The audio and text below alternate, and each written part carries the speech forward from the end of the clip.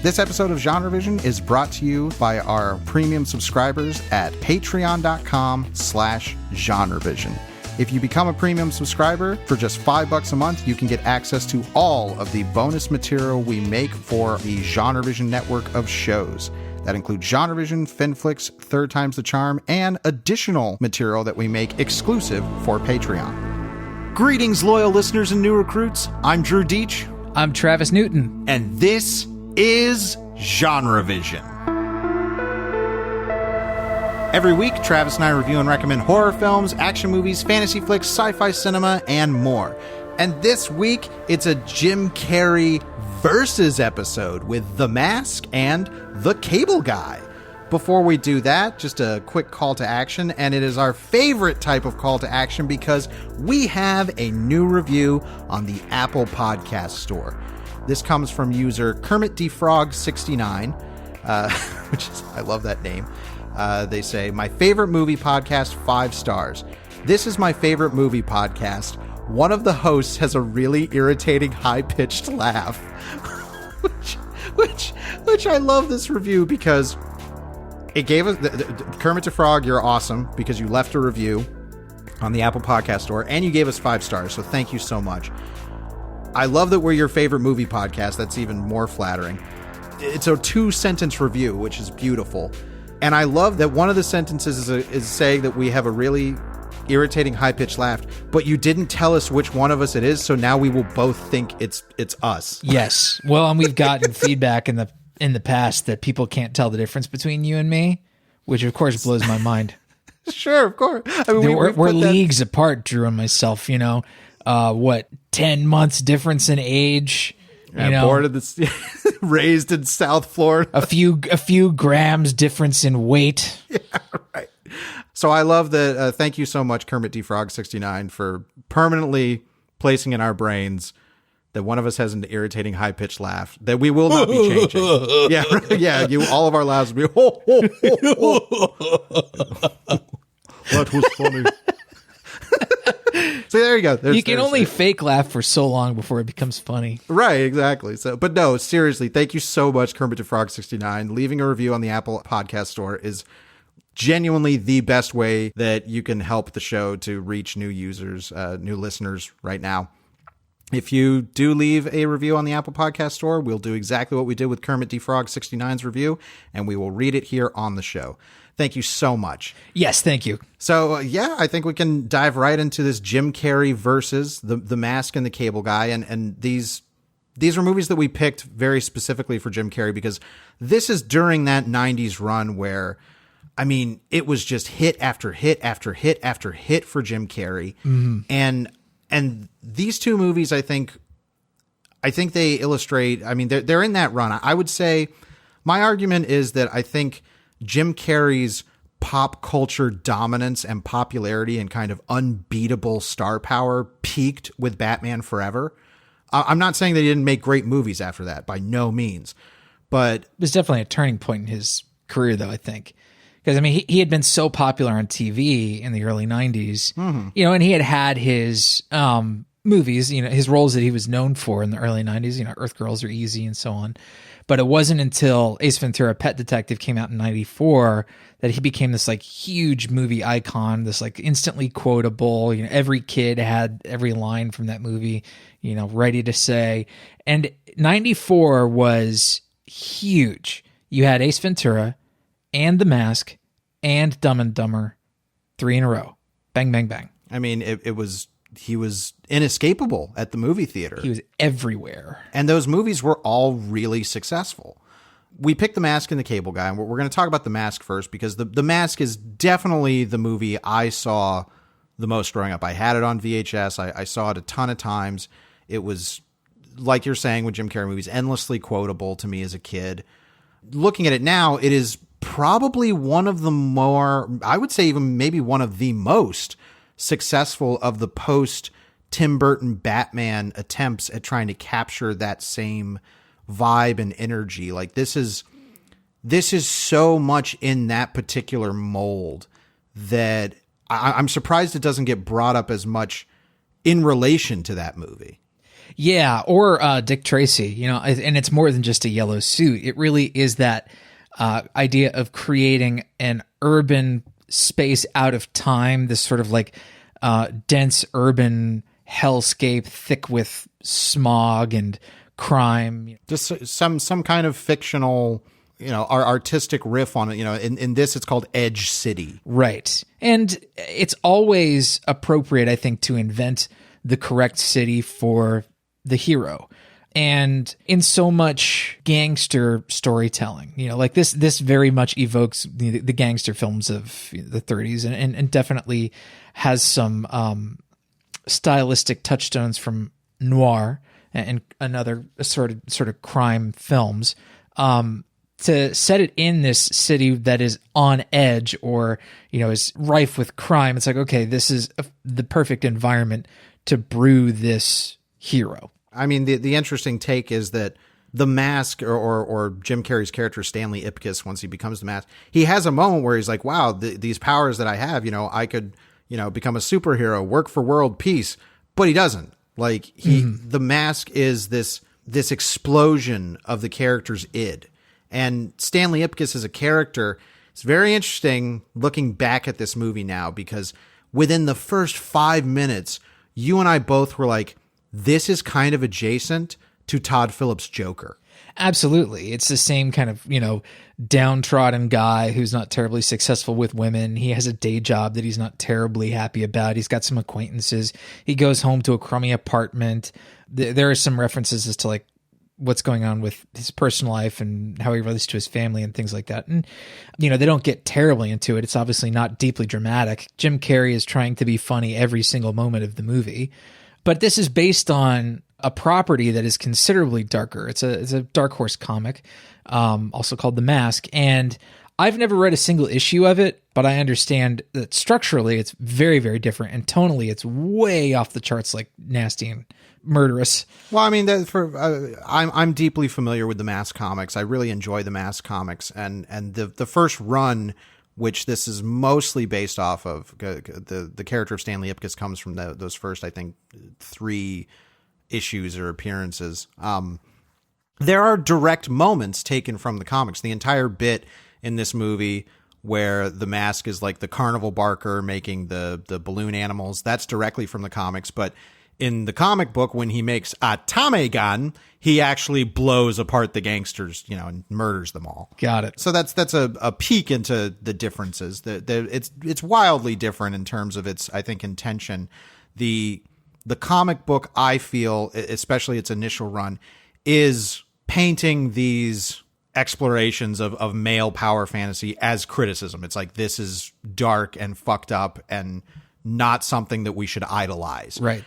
Saying this is what men would do if they were given all the power they wanted. If they were a god. I mean, that's essentially what it is. And the book is like, it would be bad. It would be very, very bad.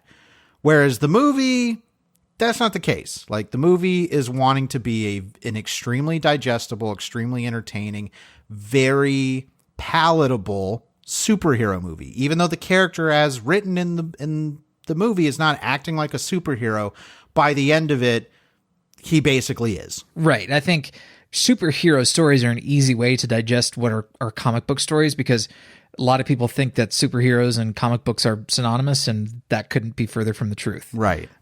So I think in order for a comic book film to get made, particularly then, it had to be a superhero movie, because wide audiences like superheroes. Holy shit. It's no wonder that the Marvel movies have done so well. People just really fucking like superheroes. It's interesting, and this is always a point of discussion I love, is that after the success of Tim Burton's Batman in 1989, we weren't inundated with superhero movies. We were inundated with pulp movies. Mm-hmm. Yep. Dick Tracy.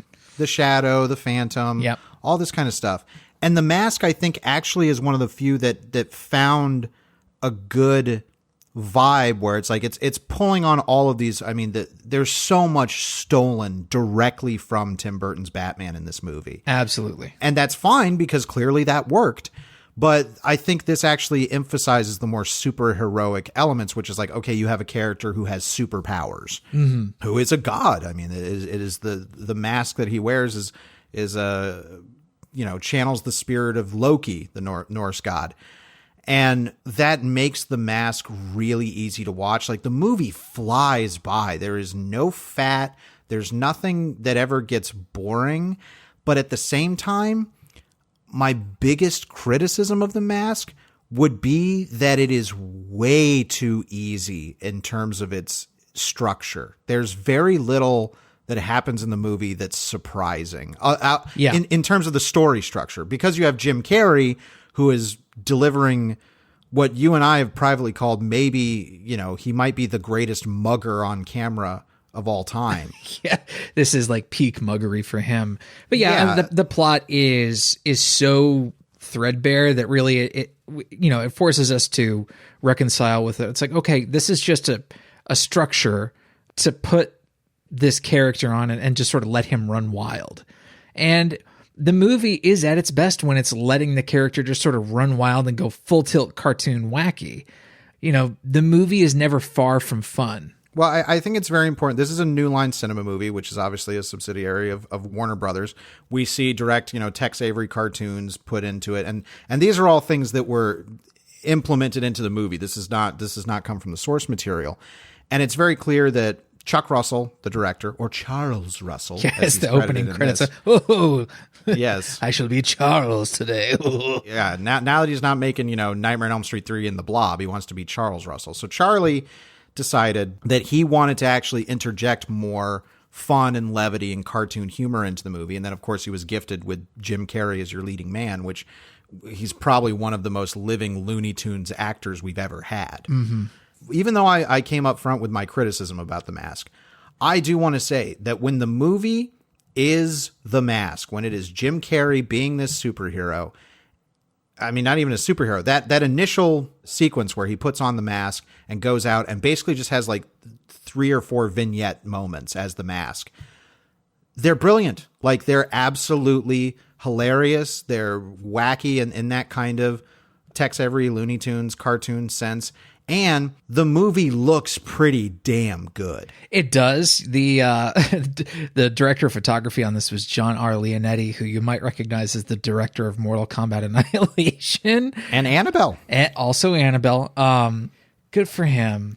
He was also the DP on Conjuring, which is how he got the Annabelle job. But anyway, he was a DP for a long time before he stepped into directing. But no, I mean, I like that this movie emphasizes its fabricated nature. Like, anytime it's night, there are just these sharp blue lights contrasting, really like almost purple blues, and really, really strong bright blues at night.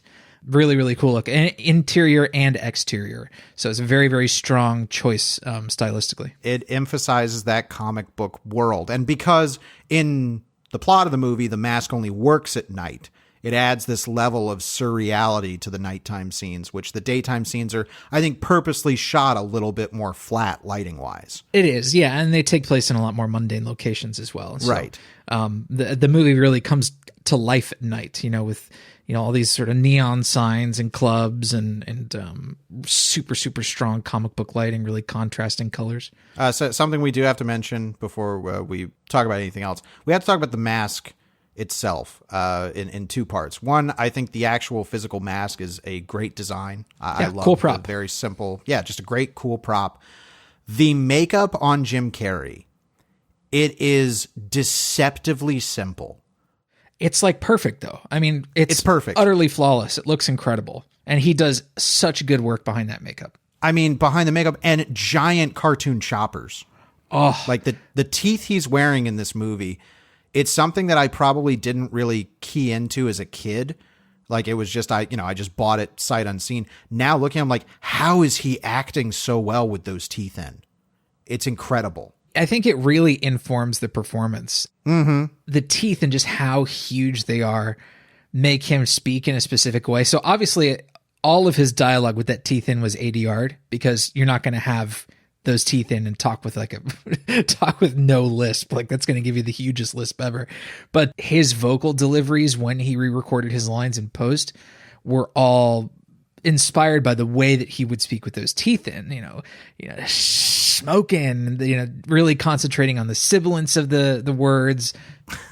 it's really beautiful work as far as like mugging goes, and he's allowed to break the fourth wall as much as he wants.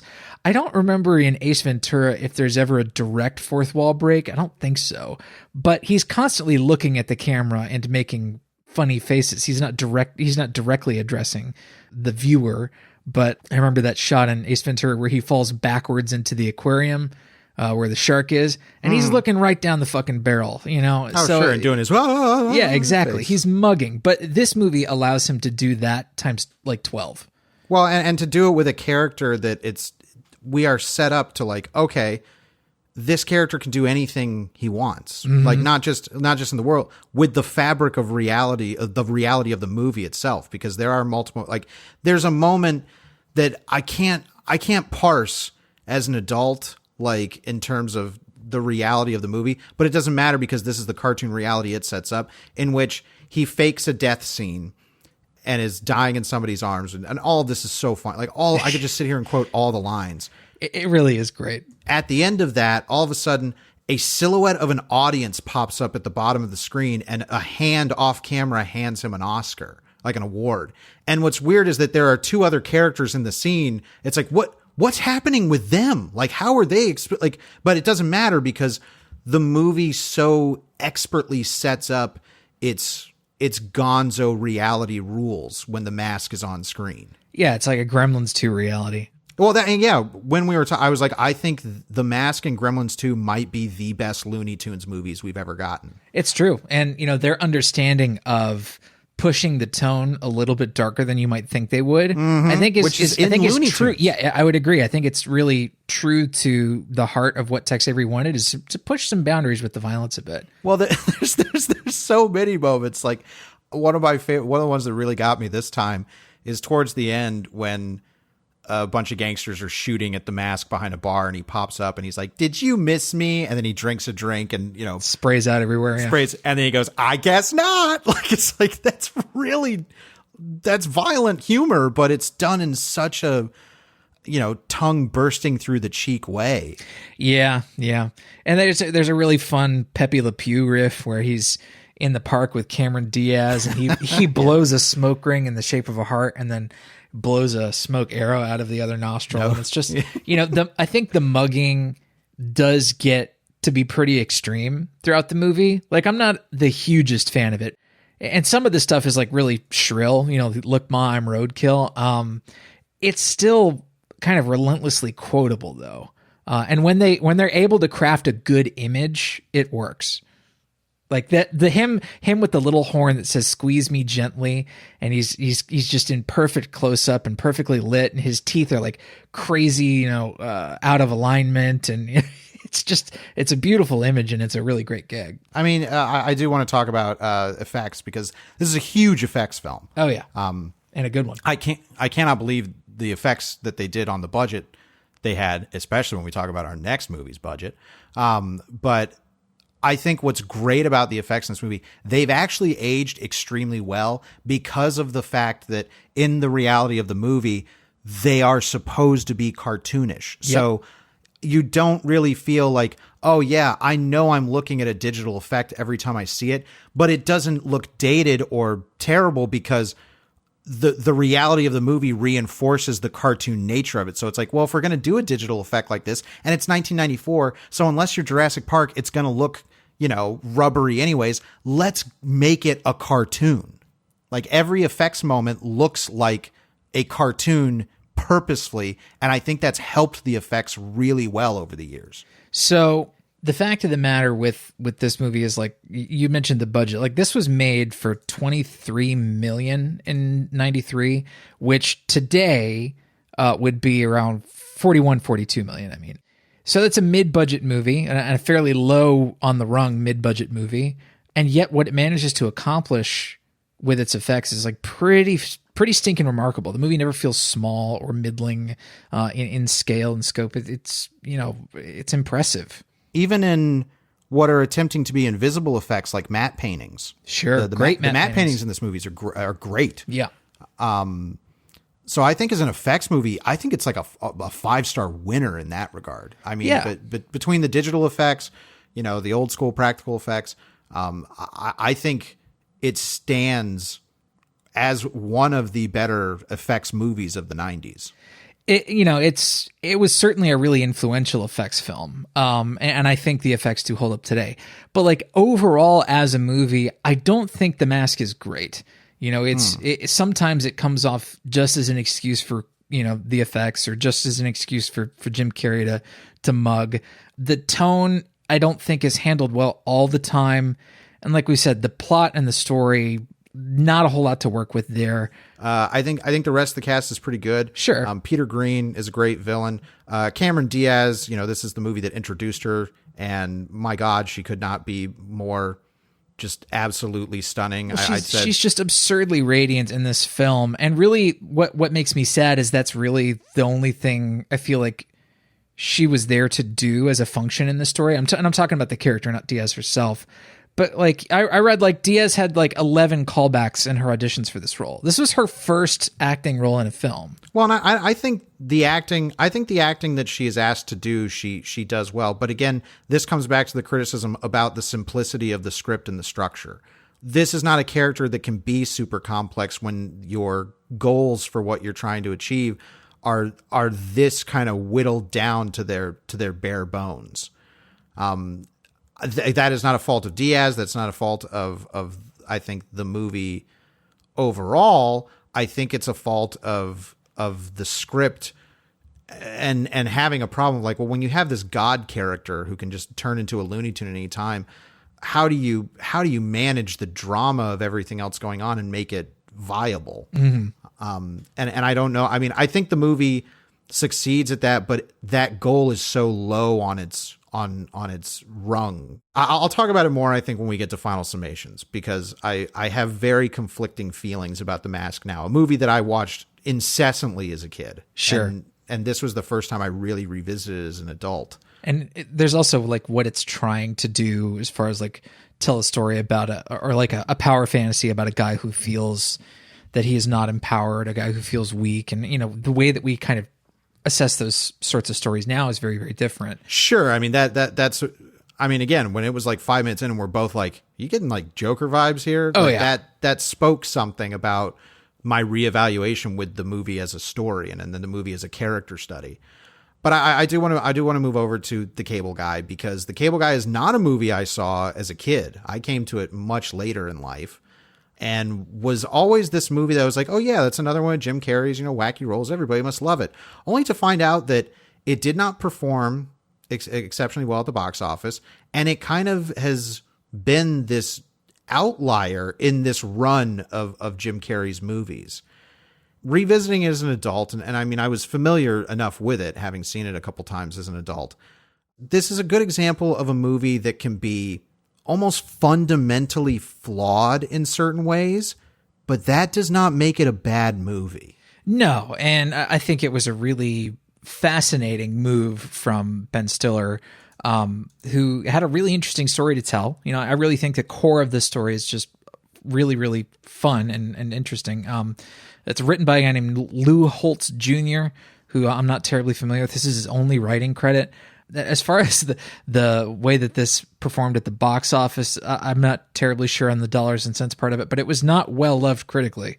I don't know. I'm not looking at the IMDb, but when I hear that Lou Holtz Jr., it's the only, I'm like, is that a pseudonym? Is this an Alan Smithy? Like, is this because having that be the sole screenwriting credit, I'm like, I have to believe that, especially with Ben Stiller and the director's chair, that there was way more influence going on from him and maybe other parties, because at the time, if you look at this now, this is like an amazing retrospective look at kind of the up and coming, truly disruptive comics of the 90s.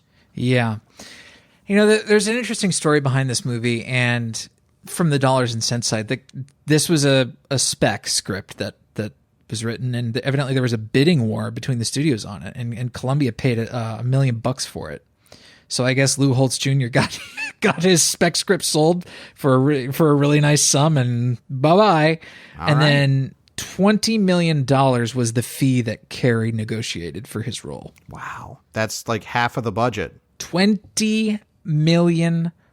I mean, he was on fire. He was coming off of The Mask. Yeah, he was coming off 2 huge years in his career. 1994, you couldn't get away from Jim Carrey. Well, and that's when he had the Ace Ventura When Nature Calls, which was another big hit. So this, I mean, when we looked up the budget on this movie, we were just flabbergasted. We're like, how did this movie cost almost twice as much as The Mask did, which is an effects movie?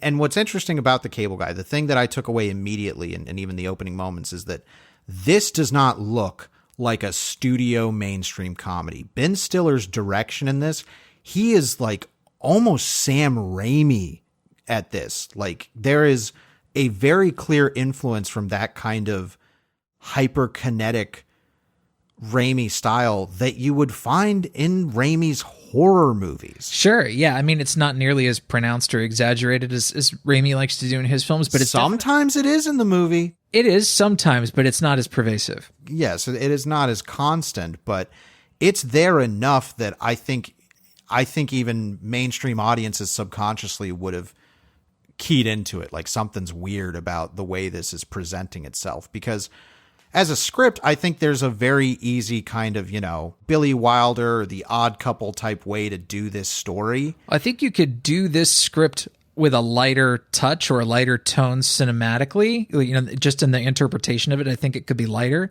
but Stiller took this in a darker direction, which matches the darkness that's inherent in the script. I think so. Yeah. I think the darkness that's inherent in these characters and the brokenness that's inherent in the characters comes out, but then he also, injects it full of Carrey's signature sort of silly muggery.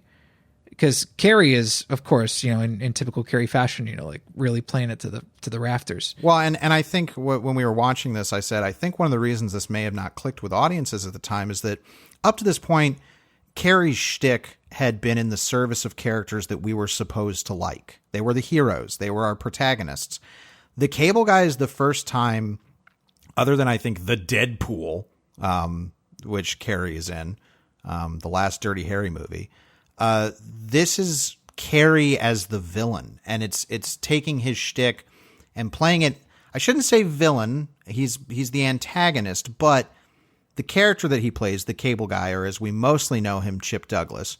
The Cable Guy is one of those instances that the movie that it honestly made me think about early on was Punch Drunk Love, in the sense that it's a movie that takes a specific comedian and their specific shtick and mannerisms, and it flips them on their head and says, well, what's the dark side of that? And this is all of Jim Carrey's wacky comedic instincts made menacing and abrasive and downright terrifying. So the plot synopsis for the film is there's this schmuck played by Matthew Broderick. He's like an architect or works for some sort of, construction design firm. He gets dumped by his girlfriend, who's played by Leslie Mann. At the start of the film, he's trying to get back with her, and he's always talking about her. He does, however, have to fix an issue with his cable. And who comes over but the titular Cable Guy, played by Jim Carrey. And this guy suddenly starts to want to worm his way into the Matthew Broderick character's life, just wanting to take him all sorts of places, wants to go to medieval times with him, wants to play basketball with him. It's pretty clear that, this is a stalking situation, but Broderick's character is so sort of dumb and hapless that he doesn't realize it before it's too late. And there is some genuinely heartfelt stuff that you get early on, where you sense that Chip is like a pretty broken character who, could have a core of decency inside him. And the ending in the movie does a great job of hammering that out and saying no, this guy's just a fucking enigma. An enigma? Is just, you couldn't. Yeah, that's not till, well, no, that was the year prior, wasn't it? No, I think that's the year after Cable Guy. No, Batman Forever was 95, Cable Guy's 96. Oh, okay. So yeah, I mean, the Cable Guy, I understand, because I had a friend growing up who despised Jim Carrey. Like, he just absolutely hated his shtick. He thought it was the least funny thing that was out there. Laugh way too high pitched. I mean, come on. Right, exactly. And, looking as an outside observer, I get it. I think it's a love or hate deal. Like, I grew up in a household where it was like, oh, my mom and my dad loved Jim Carrey. Like, if it was a Jim Carrey movie, it was pretty much like, yeah, put it on. We'll all watch that and laugh. I mean, he has the manic energy of a cartoon children's cereal mascot. You know, it's no wonder kids loved him. Yeah, I mean, I said to you, I think when we were watching The Mask, I was like, that movie's kind of the perfect intersection as a Warner property between Bugs Bunny and Batman, which felt very appropriate. But Carrie's not really Bugs Bunny. He's Daffy Duck, like classic old school absolute anarchy Daffy Duck. Sure. And when you channel that through characters that are our protagonists and our heroes and that have more lovable traits put onto them, then they become more Bugs Bunny. But the cable guy is Carrie allowed to be his darkest, craziest Daffy Duck self. And then you add on this story about, well, actually he's a stalker who, you know, is you know, trying to befriend this guy, and his idea of befriending somebody is really, really twisted. I mean, there's more than a little single white female in the cable guy. Absolutely. Yes. Stylistically and emotionally. Even, you know, when we did Single White Female and Poison Ivy, this movie definitely is of a similar ilk. They don't get into any sort of homoeroticism between Jim Carrey and I don't know, that porno password scene. Yeah, okay. And the Midnight Express scene. I don't know what movie you watched, but that was homoerotic as hell. Yeah, you're very. Oh, Billy. Oh, there's my annoying high pitched laugh. Yes. Thank you, Kermit DeFrog, for your review. But no, I think that's the thing, is that this is one of those movies that there is a purposeful built-in cognitive dissonance where it's like, well, this is supposed to be wacky and fun, but it's dark. Like, it's a black comedy, and that is nigh impossible to pull off for the mainstream. Mm-hmm. Black comedy is probably the hardest genre of film to nail. I find most movies that build themselves as black comedies are neither black nor comedies. They're just not fun. Watch Man Bites Dog. I greatly prefer horror comedy, and I think this movie is just on the verge of being a horror comedy, actually, because I think it works in certain scenes, like as horror in earnest. Well, in as much as you and I have a much more broader definition of horror, you know, where a lot of movies that people would call thrillers, we would just be like, yeah, that's horror. And the cable guy has those kind of elements, like where there are so many moments of Carrie, the way he's shot, where it's like, this is a horror movie villain. Like, there's a great shot when he's talking on the phone later, and he's, you know, looking right down the barrel, extreme close up, and a daddy long leg spider just crawls across his face. Oh yeah. They wanted to make this guy like Hannibal Lecter. You know, he's calculating and cold, and he's Dracula at that point. Yeah. He is an absolute supernatural monster. And while I find so much of the movie very funny, and I think the direction is, I think the movie looks gangbusters. Like, if it was a pure, if the Versus was purely about the cinematography and the direction, the cable guy wins handily. Yeah, you know, they had to work with relatively little, which sounds odd when you say that the movie had a $47 million budget, but 20 million of those dollars went to Carrey himself. And who knows how much went to Matthew Broderick and, like, you know, all this. So it's like they're probably operating closer to the budget that The Mask had, if not less. But yeah. You can tell in certain things, like Leslie Mann and Matthew Broderick's characters live in separate apartments, like across town. But when they go to Leslie Mann's apartment, you can tell it's pretty much the same. It's the same set as Matthew Broderick's apartment. It's just dressed differently.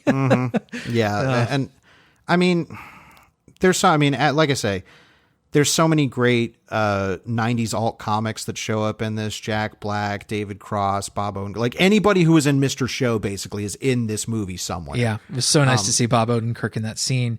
Oh, yeah. And, you know, it's got a fun soundtrack. It's got some kind of interesting soundtrack picks, more on the alt rock side of things. I mean, it feels, in a way, it reminds, like, people forget, like, Ben Stiller was on some real, like, finger on the pulse Gen X shit back then. Oh yeah. And that's there in this movie, but I think this was one of the more mainstream efforts of pushing that kind of tone and vibe especially for some like a comedy, which people expect, to show up and like, oh, especially in the 90s, something much more digestible. And this was like, this is going to get really uncomfortable. Like, it's an uncomfortable movie for a lot of its humor.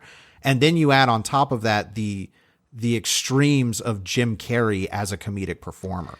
Yeah. It's building a lot of unease in the direction, and the movie does a fairly decent job of that. What I find that it has trouble with is determining when to make something seem sort of like a wacky joke and when to invest more in the horror aspects of it. Like, the climax of the movie, I think, really indicates the trouble balancing that tone or finding that, fine line to rest on for black comedy.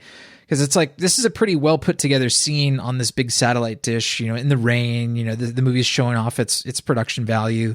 There's a helicopter. Scripting wise, I think it's perfect. I think it sets that up really well. It's a great, really well written scene. But I think the issue that you're having is twofold. It's one, the way that things are eventually performed by the actors, and a big thing that we have not mentioned is the score by John Ottman, which for the most part is a good score. It's a minor score because so much of the movie is needle drops. But when it's scored, there are a lot of really good moments and very effective moments.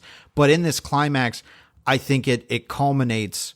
The score is really emblematic of the issue of the movie where it's like, is this supposed to be kind of dark and oppressive, or is this kind of goofy, silly clown comedy? And it's both, and it doesn't pick a lane in the ending. Yeah, I feel like if there's one point to go all in on the scary drama of it all, it's that scene.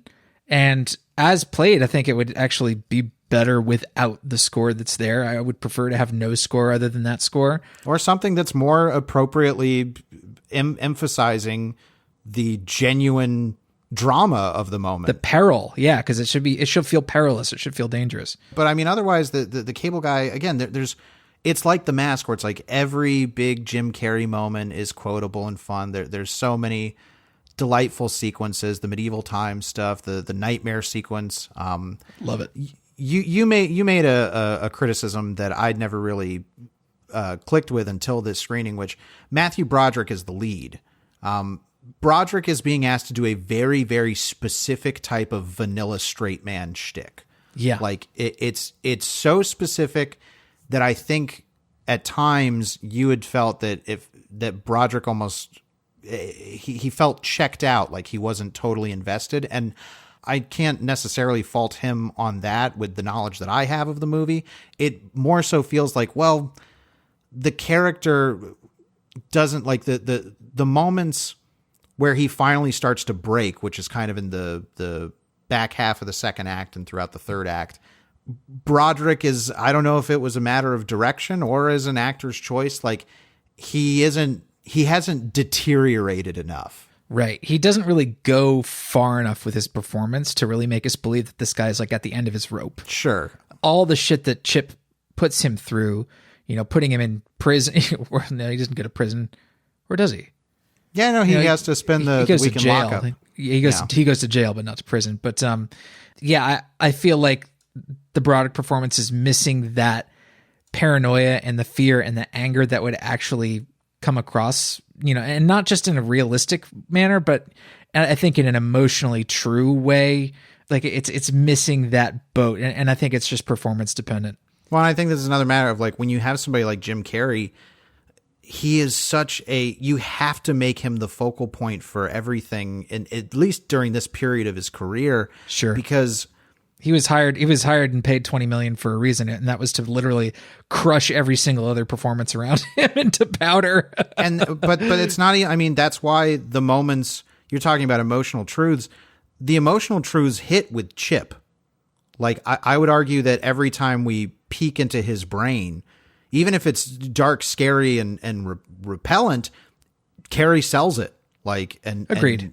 And the script sells it. But I like that in the end.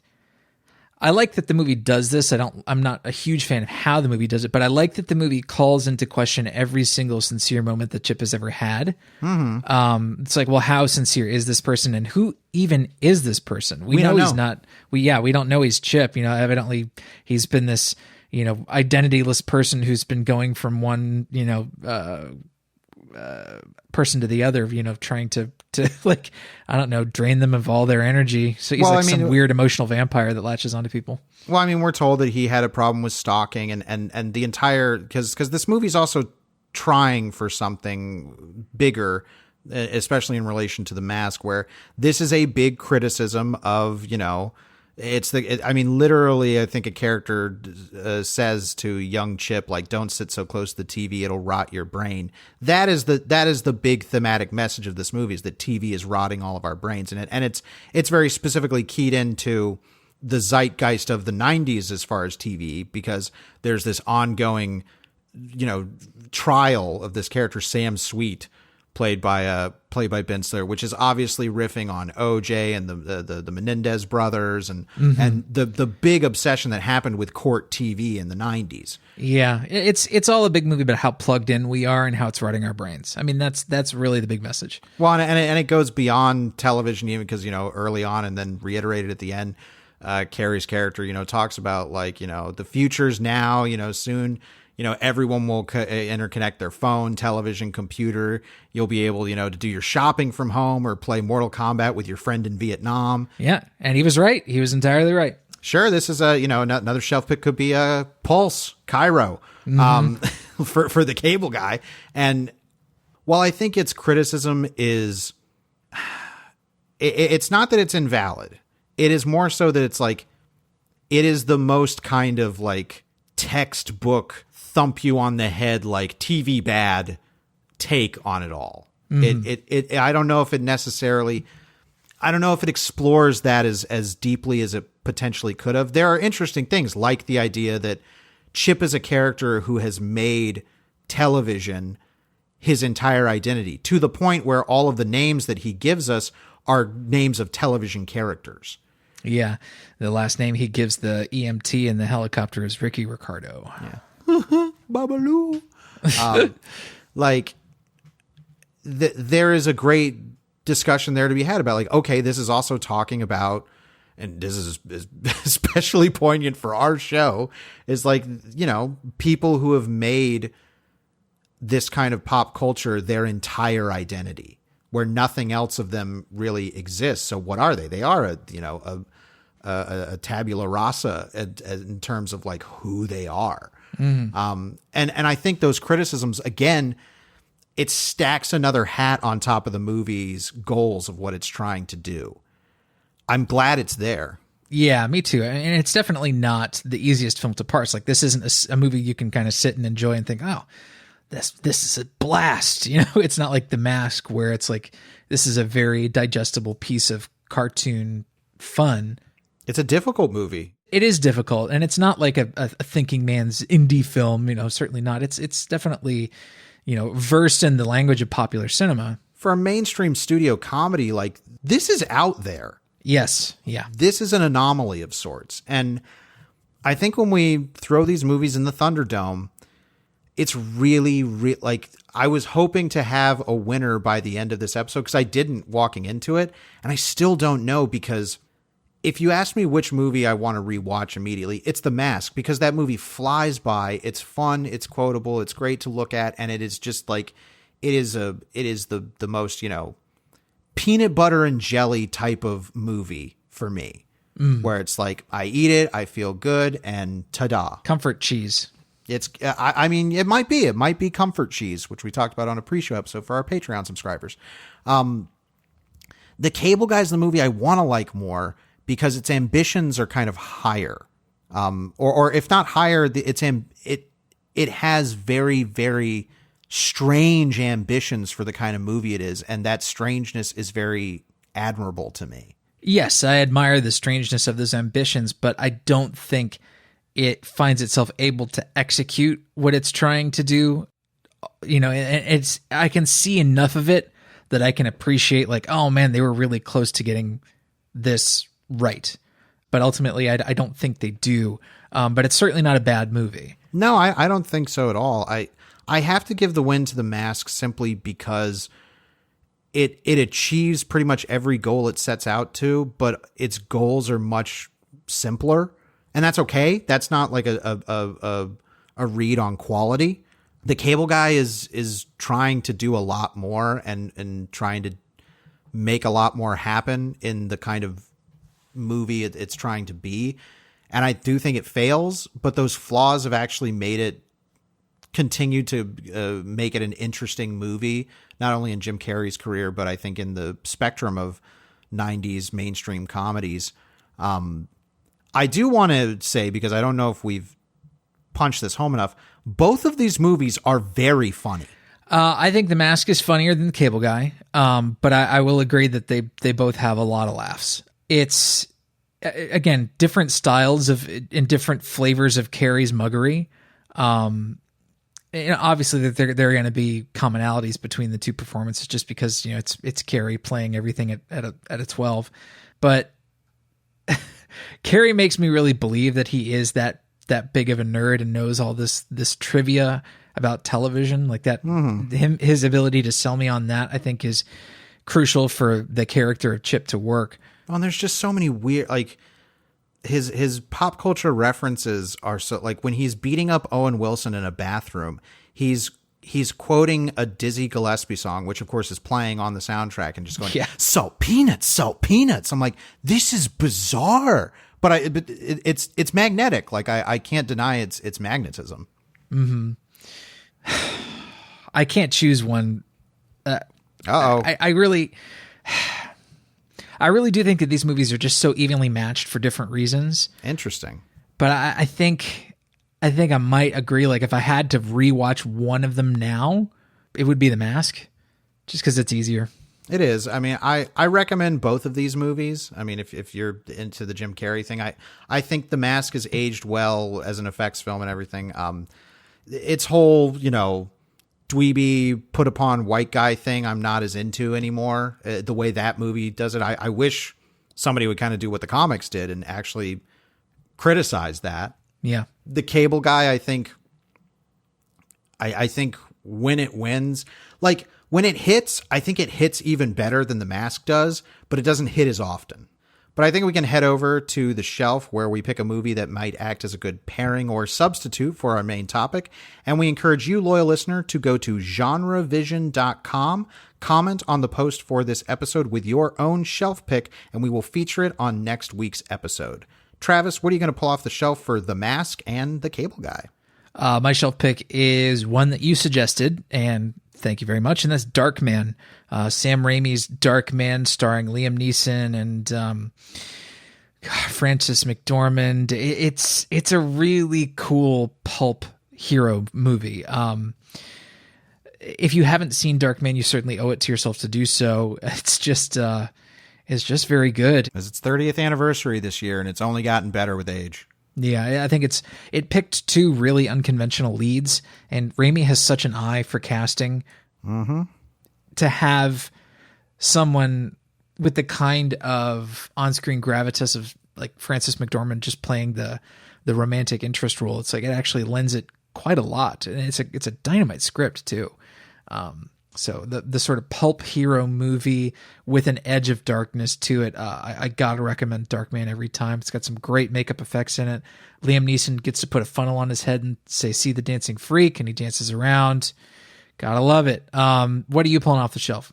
I'm going to do another kind of superhero movie, but one that I think is a good middle ground between The Mask and The Cable Guy, because its lead character is another dweeby white guy loner loser, but this explores the darker side of that, like The Cable Guy does.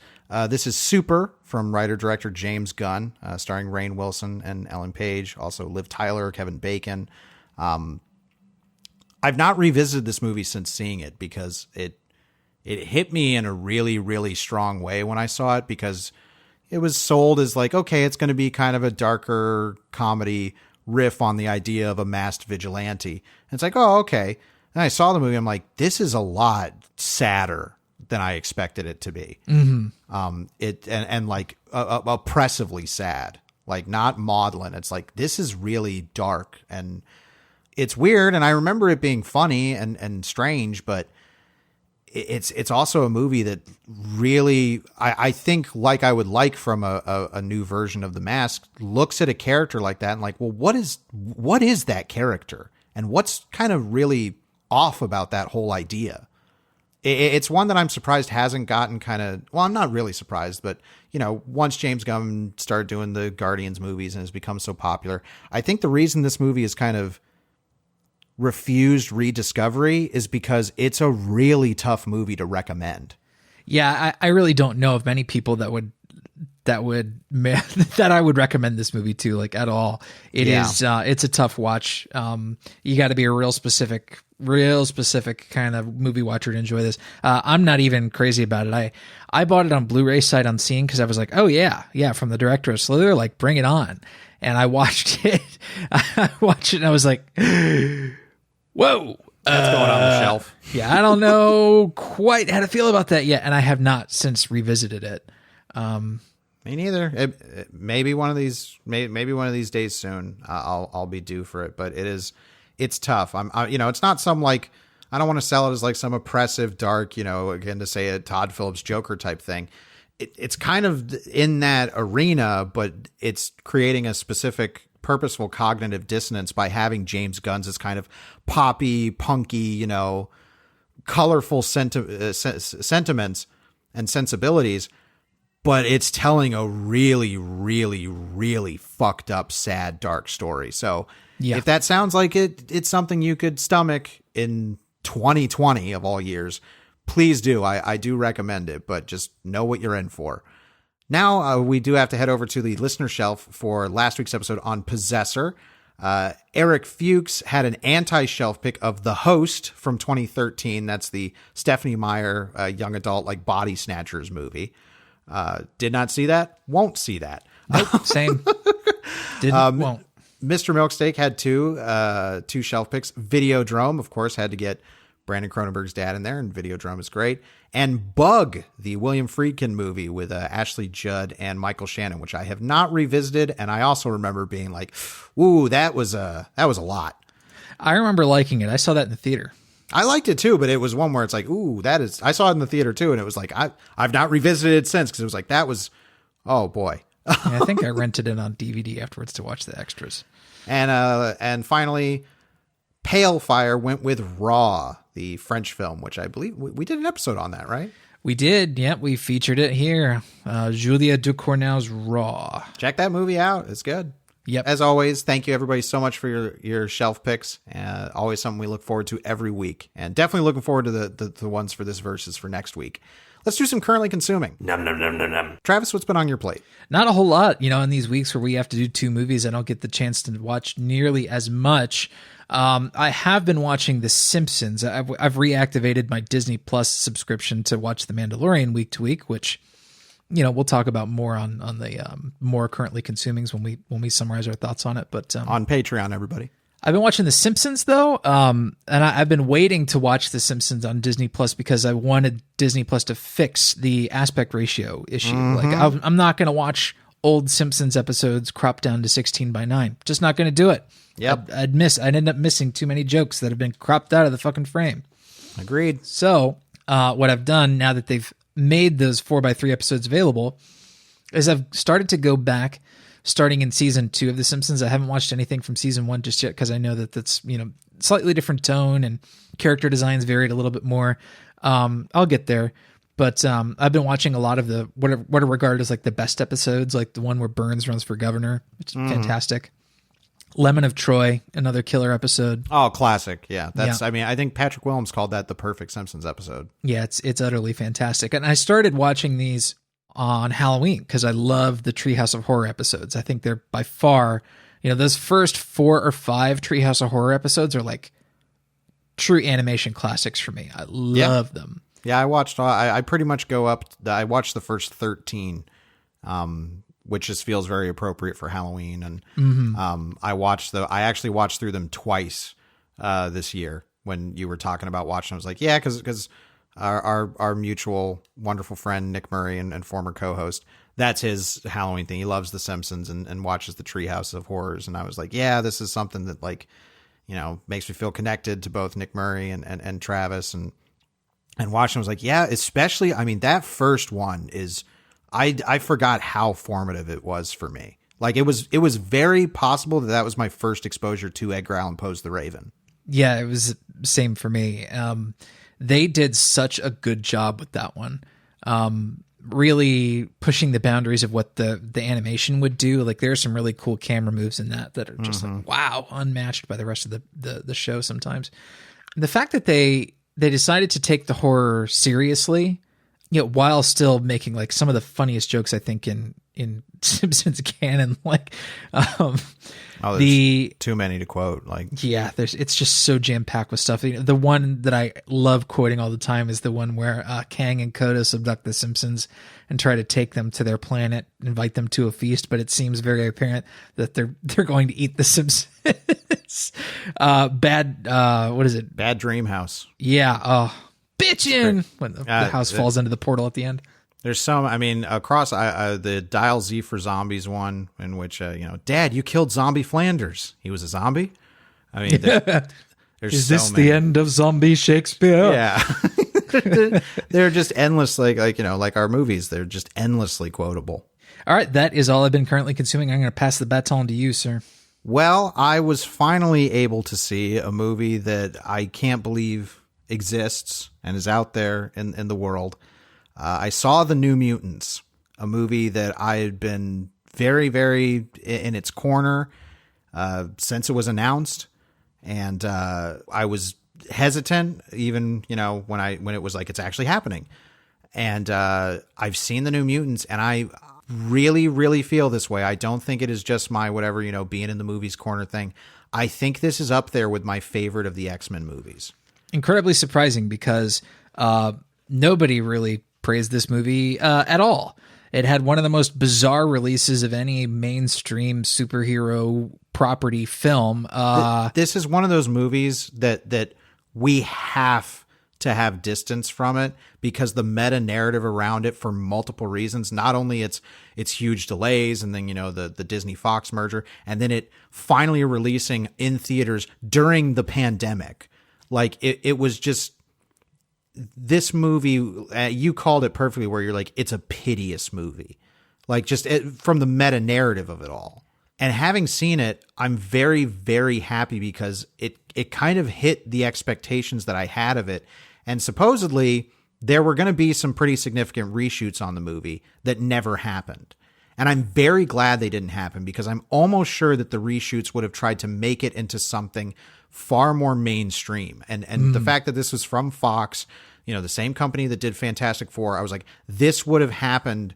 What happened with Josh Trank's Fantastic Four, I'm almost certain would have happened to the New Mutants, where it was like, we need to try and inject some more what we believe is palatable, expected superhero shenanigans in this. This movie is not that. This movie, it is a straight up psychological horror movie just with people who have superpowers.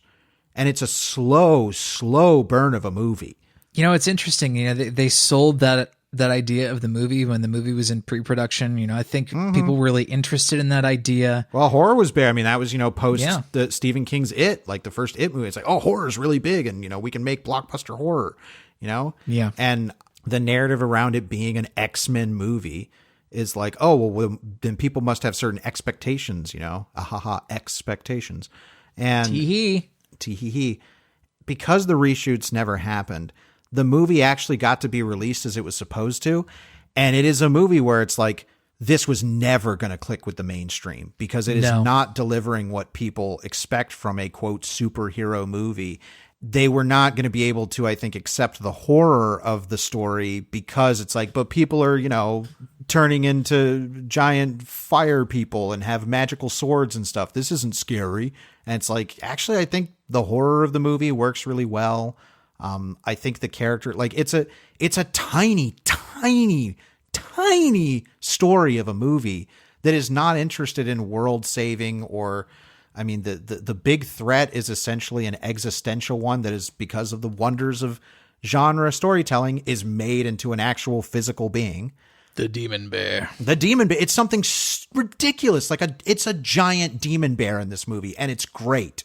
You heard it here first, folks. It's great.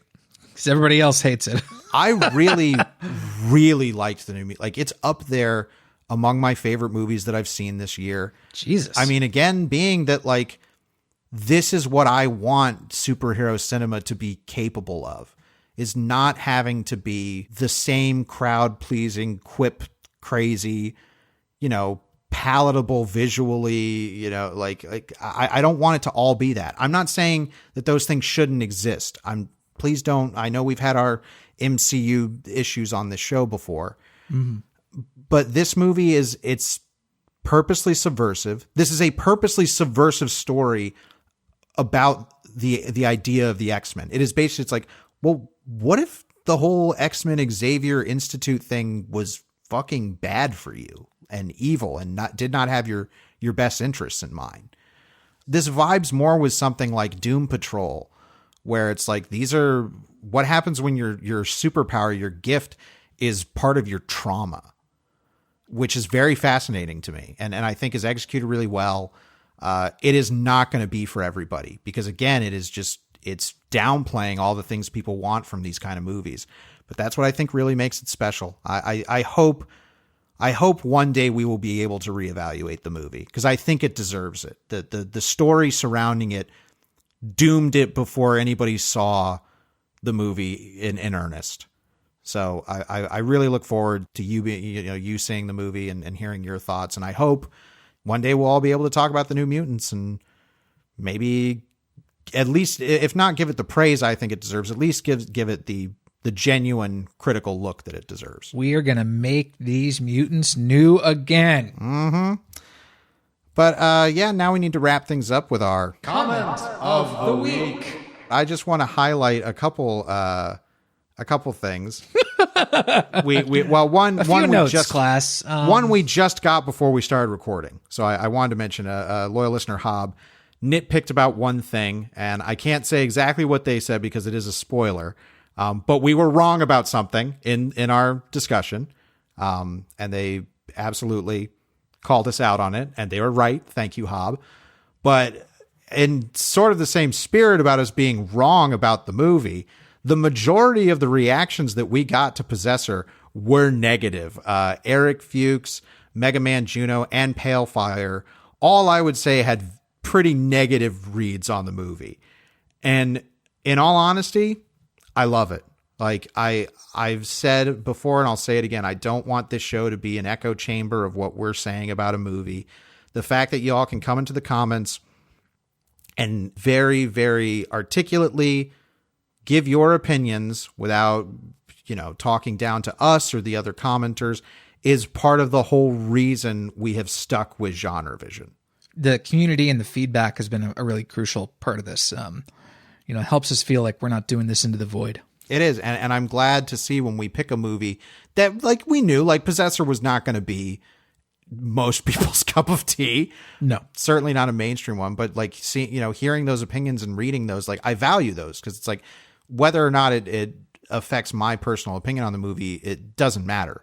What matters is that I like that we have cultivated an environment where people feel comfortable giving those opinions and giving them in ways that, are not aggressive or abrasive and are still talking about the movie. They're not talking about us. They're not talking about other commenters. It is about the movie and the discussion surrounding it. And so I thank you all for, I always say it, but it bears repeating, being the best comment section on the internet. Amen.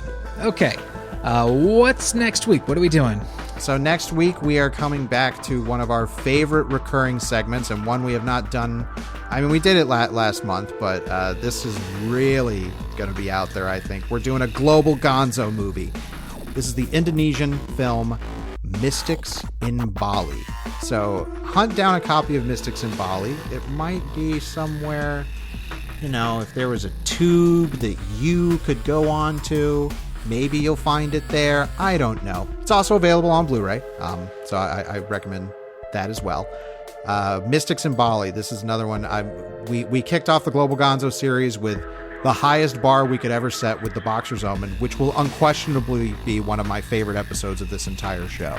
Gotta love it. So we're hoping for another one here with Mystics in Bali. We'll hope you'll be back next week to check out that craziness with us. As always, we want to thank you so much for listening. I'm Drew Deitch. I'm Travis Newton. And we'll see you next week. Right here on GenreVision. smoking. Smoking. Somebody stop me.